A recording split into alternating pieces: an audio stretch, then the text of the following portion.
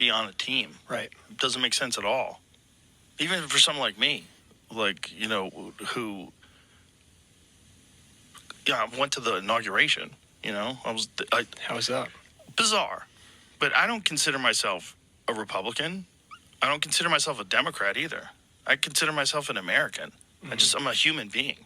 And there's a lot of things that the Democrats believe that I believe too. There's a lot of things that they say that I say that makes a lot of sense to me. And there's a lot of things that the Republicans say that like, that makes a lot of sense to me too. All right, I'll bite. What things? Which things, Joe?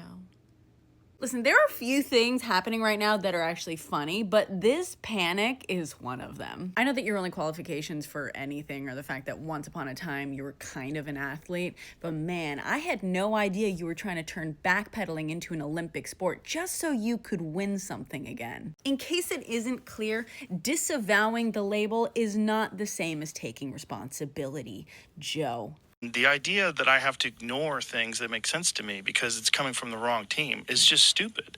And the idea, these are bad faith arguments where you have to have a conversation with someone and pretend that what they're saying is not logical because they're supposed to be your opponent. Bad faith is an interesting choice of words here, Joe. By the way, why is it always in the terms of like things you agree with? What about the things you don't agree with, huh? Let's hear about the things that are happening right now that you don't agree with. What about ignoring the bad things just because they come from the right side, huh? Joe, you gonna call that shit out yet? I think I know what's happening. So you were hoping that the rollout would be slower, so it would more naturally make it easy for you to put distance between yourself and the atrocities you endorsed. Because you did endorse these atrocities.